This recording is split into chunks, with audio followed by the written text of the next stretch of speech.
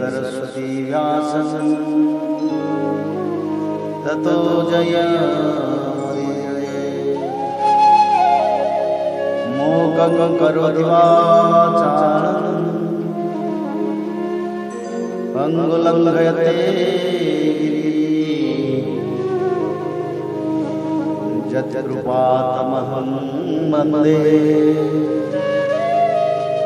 परमानन्दमाधवो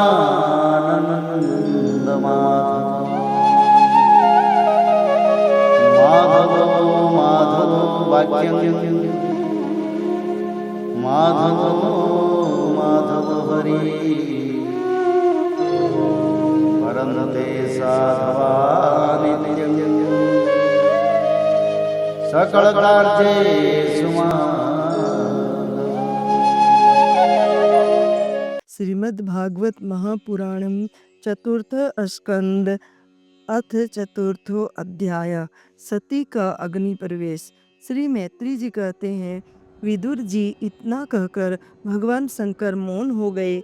उन्होंने देखा कि दक्ष के यहाँ जाने देने अथवा जाने से रोकने दोनों ही अवस्थाओं में सती के प्राण त्याग की संभावना है। इधर सती जी भी कभी बंधुजनों को देखने की इच्छा से बाहर आती और कभी भगवान शंकर रुष्ट न हो जाए इस शंका से फिर लौट जाती। इस प्रकार कोई एक बात निश्चित न कर सकने के कारण वे दुविधा में पड़ गईं, चंचल हो गईं। बंधुजनों से मिलने की इच्छा में बाधा पड़ने से वे बड़ी अनमनी हो गईं। स्वजनों के स्नेहवश उनका हृदय भर आया और वे आंखों में आंसू भरकर अत्यंत व्याकुल हो रोने लगी। उनका शरीर थर-थर कांपने लगा और वे अप्रतिम पुरुष भगवान शंकर की ओर इस प्रकार रोषपूर्ण दृष्टि से देखने लगी मानो उन्हें भस्म कर देंगी। शोक और क्रोध ने उनको चित्त को बिल्कुल बेचैन कर दिया तथा स्त्री स्वभाव के कारण उनकी बुद्धि मूढ़ हो गई।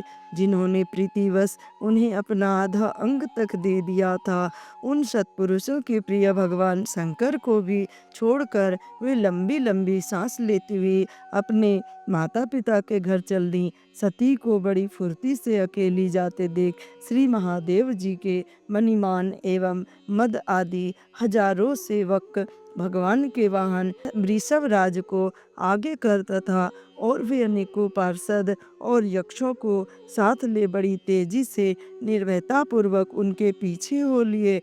उन्होंने सती को बेल पर सवार करा दिया तथा मैना पक्षी, गेंद, दर्पण और कमल आदि खेल की सामग्री, श्वेत छत्र, चमर और माला आदि राज चिन्ह तथा दुंदुभि, शंख और बांसुरी आदि गाने बजाने के सामानों से सुसज्जित हो वे उनके साथ चल दिए।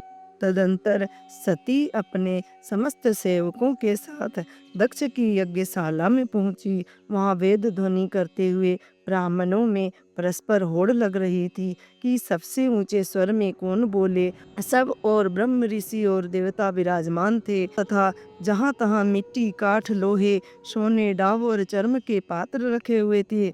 वहाँ पहुँचने पर पिता के द्वारा सती की अवहेलना हुई। यह देख यज्ञकर्ता दक्ष के भय से सती की माता और बहनों के सिवा किसी भी मनुष्य ने उनका कुछ भी आदर सत्कार नहीं किया। अवश्य ही उनकी माता और बहिनें बहुत प्रसन्न हुई और प्रेम से गदगद होकर उन्होंने सती जी को आदरपूर्वक गले लगाया। किंतु सती जी ने पिता से अपमानित होने के कारण बहिनों के कुशल प्रसन्न सहित प्रेम पूर्ण वार्तालाप तथा माता और मौसियों के सम्मानपूर्वक दिए हुए उपहार और सुंदर आसन आदि को स्वीकार नहीं किया। सर्वलोकेश्वरी देवी सती का यज्ञ मंडप में तो अनादर हुआ ही था। उन्होंने यह भी देखा कि उस यज्ञ में भगवान शंकर के लिए कोई भाग नहीं दिया गया है और पिता दक्ष उनका बड़ा अपमान कर रहा है। इससे उन्हें बहुत क्रोध हुआ। ऐसा जान पड़ता था मानो वे अपने रोष से संपूर्ण लोकों को भस्म कर देंगी। दक्ष को कर्म मार्ग के अभ्यास से बहुत घमंड हो गया था। उसे शिवजी से द्वेष करते देख जब सती के साथ आए हुए भूत उसे मारने को तैयार हुए तो देवी सती ने उन्हें अपने तेज से रोक दिया और सब लोगों को सुनाकर पिता की निंदा करते हुए क्रोध से लड़खड़ाती हुई वाणी में कहा। देवी सती ने कहा, पिताजी, भगवान शंकर से बड़ा तो संसार में कोई भी नहीं है। वे तो सभी देहधारियों के लिए प्रिय आत्मा है। उनका न कोई प्रिय है न अप्रिय, अतएव उनका किसी भी प्राणी से वैर नहीं है। वे तो सबके कारण एवं सर्वरूप हैं। आपके सिवा और ऐसा कौन है जो उनसे विरोध करेगा? द्विजवर, आप जैसे लोग दूसरों के गुणों में भी दोष ही देखते हैं, किंतु कोई साधु पुरुष ऐसा नहीं करते। जो लोग दोष देखने की बात तो अलग रही, दूसरों के थोड़े से गुणों को भी बड़े रूप में देखना चाहते हैं, वे सबसे श्रेष्ठ है। खेद है कि आपने ऐसे महापुरुषों पर भी दोषारोपण ही किया।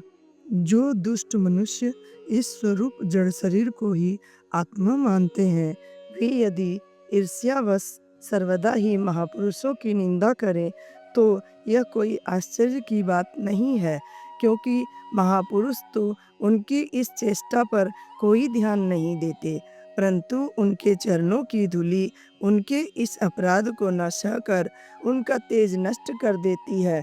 अतः महापुरुषों की निंदा जैसा जघन्य कार्य उन दुष्ट पुरुषों को ही शोभा देता है, जिनका शिव यह 2 अक्षरों का नाम प्रसंगवश एक बार भी मुख से निकल जाने पर मनुष्यों के समस्त पापों को तत्काल नष्ट कर देता है और जिनकी आज्ञा का कोई भी उल्लंघन नहीं कर सकता। अहो, उन्हीं पवित्र कृति मंगलमय भगवान शंकर से आप द्वेष करते हैं। अवश्य ही आप अमंगल रूप हैं। अरे, महापुरुषों के मन मधुकर ब्रह्मानंदमय रस का पान करने की इच्छा से जिनके चरण कमलों का निरंतर सेवन किया करते हैं और जिनके चरणारविंद सकाम पुरुषों को उनके अभिष्ट भोग भी देते हैं, उन विश्व बंधु भगवान शिव से आप वैर करते हैं। वे केवल नाम मात्र के शिव हैं, उनका वे शिव रूप मंगल रूप है। इस बात को आपके सिवा दूसरे कोई देवता संभवतः नहीं जानते, क्योंकि जो भगवान शिव शमशान भूमिस्थ नरमुंडों की माला, चिता की भस्म और हड्डियां पहने जटा बिखेरे भूत पिशाचों के साथ शमशान में निवास करते हैं, उन्हीं के चरणों पर से गिरे हुए निर्माल्य को ब्रह्मा आदि देवता अपने सिर पर धारण करते हैं। यदि निरंकुश लोग धर्म मर्यादा की रक्षा करने वाले अपने पूजनीय स्वामी की निंदा करें तो उसे दंड देने की शक्ति न होने पर कान बंद करके वहां से चला जाए, और यदि शक्ति हो तो बलपूर्वक पकड़कर उस बकवाद करने वाले अमंगल दुष्ट जिह्वा को काट डाले। इस पाप को रोकने के लिए स्वयं अपने प्राण तक दे यही धर्म है। आप भगवान नीलकंठ की निंदा करने वाले हैं, इसलिए आपसे उत्पन्न हुए इस शरीर को अब मैं नहीं रख सकती। यदि भूल से कोई निंदित वस्तु खा ली जाए तो उसे वमन करके निकाल देने से ही मनुष्य की शुद्धि बताई जाती है। जो महामुनि निरंतर अपने स्वरूप में ही रमन करते हैं, उनकी बुद्धि सर्वथा वेद के विधि निषेधमय वाक्यों का अनुसरण नहीं करती। जिस प्रकार देवता और मनुष्यों की गति में भेद रहता है, उसी प्रकार ज्ञानी और अज्ञानी की स्थिति भी एक सी नहीं होती। इसलिए मनुष्य को चाहिए कि वह अपने ही धर्म मार्ग में स्थित रहते हुए दूसरे के मार्ग की निंदा न करे। प्रवृत्ति यज्ञ और निर्वृत्ति रूप दोनों ही प्रकार के कर्म ठीक हैं। वेद में उनके अलग अलग रागी और विरागी 2 प्रकार के अधिकारी बतलाए गए हैं। परस्पर विरोधी होने के कारण उक्त दोनों प्रकार के कर्मों का एक साथ एक ही पुरुष के द्वारा आचरण नहीं किया जा सकता। भगवान शंकर तो ब्रह्म परमात्मा हैं, उनके इन दोनों में से किसी भी प्रकार का कर्म करने की आवश्यकता नहीं है। पिताजी, हमारा ऐश्वर्य अव्यक्त है। आत्मज्ञानी महापुरुष ही उसका सेवन कर सकते हैं।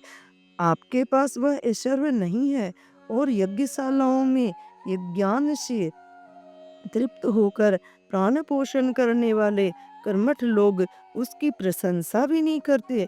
आप भगवान शंकर का अपराध करने वाले हैं। अतः आपके शरीर से उत्पन्न इस निंदनीय देह को रखकर मुझे क्या करना है। आप जैसे दुर्जन से संबंध होने के कारण मुझे लज्जा आती है। जो महापुरुषों का अपराध करता है उससे होने वाले जन्म को भी धिक्कार है। जिस समय भगवान शिव आपके साथ मेरा संबंध दिखलाते हुए मुझे हंसी में दाक्षायणी के नाम से पुकारेंगे, उस समय हंसी को भूलकर मुझे बड़ी ही लज्जा और खेद होगा। इसलिए उसके पहले ही मैं आपके अंग से उत्पन्न इस समतुल्य शरीर को त्याग दूंगी। श्री मैत्री जी कहते हैं, कामादि शत्रुओं को जीतने वाले विदुर जी उस यज्ञ मंडप में दक्ष से इस प्रकार कह देवी सती मौन होकर उत्तर दिशा में भूमि पर बैठ गई और उन्होंने आचमन करके पीला वस्त्र ओढ़ लिया तथा आंखें मूंद कर शरीर छोड़ने के लिए वे योग मार्ग में स्थित हो गईं। उन्होंने आसन को स्थिर कर प्राणायाम द्वारा प्राण और अपान को एक रूप करके नाभि चक्र में स्थित किया। फिर उदान वायु को नाभि चक्र से ऊपर उठाकर धीरे धीरे बुद्धि के साथ हृदय में स्थापित किया। इसके पश्चात अनिंदिता सती उस हृदय स्थित वायु को कंठ मार्ग से भ्रुकुटियों के बीच में ले गईं। इस प्रकार जिस शरीर को महापुरुषों के भी पूजनीय भगवान शंकर ने कई बार बड़े आदर से अपनी गोद में बिठाया था, दक्ष पर कुपित होकर उसे त्यागने की इच्छा से महामनस्विनी सती ने अपने संपूर्ण अंगों में वायु और अग्नि की धारणा की। अपने पति जगत गुरु भगवान शंकर के चरण कमल मकरंद का चिंतन करते करते सती ने और सब ध्यान भुला दिए। उन्हें उन चरणों के अतिरिक्त कुछ भी दिखाई न दिया।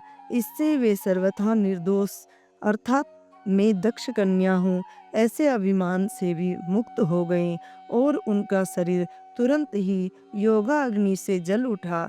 इस समय वे वहाँ आए हुए देवता आदि ने जब सती का देह त्याग रूप या महान आश्चर्यमय चरित्र देखा तब वे सभी हाहाकार करने लगे और वह भयंकर कोलाहल आकाश में एवं पृथ्वी तल पर सभी जगह फैल गया।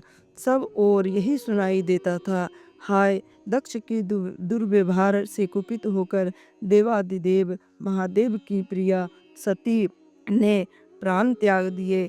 देखो सारे चराचर जीव इस दक्ष प्रजापति की ही संतान है, फिर भी इसने कैसी भारी दुष्टता की है। इसकी पुत्री शुद्ध हृदया सती सदा ही मान पाने योग्य थी, किंतु इसने उसका ऐसा निरादर किया कि उसने प्राण त्याग दिए। वास्तव में यह बड़ा ही अहिष्णु और ब्राह्मण द्रोही है। अब इसकी संसार में बड़ी अपकृति होगी। जब इसकी पुत्री सती इसी के अपराध से प्राण त्याग करने को तैयार हुई तब भी इस शंकर द्रोही ने उसे रोका तक नहीं।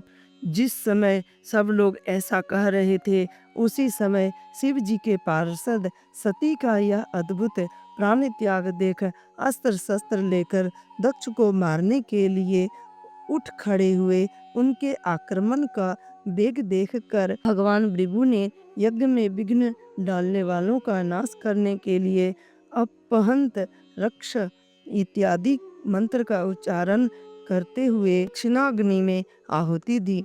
अधर्वयु भृगु ने जो ही आहुति छोड़ी कि यज्ञ कुंड से ऋभु नाम के हजारों तेजस्वी देवता प्रकट हो गए। इन्होंने अपनी तपस्या के प्रभाव से चंद्रलोक प्राप्त किया था। उन ब्रह्म तेज संपन्न देवताओं ने जलती हुई लकड़ियों से आक्रमण किया तो समस्त गुहाक और प्रमथ गण इधर उधर भाग गए। इति श्रीमद्भागवते महापुराणे परमहंसायां संहितायां चतुर्थ स्कंदे सती देहोत्सर्गो नाम चतुर्थो अध्याय।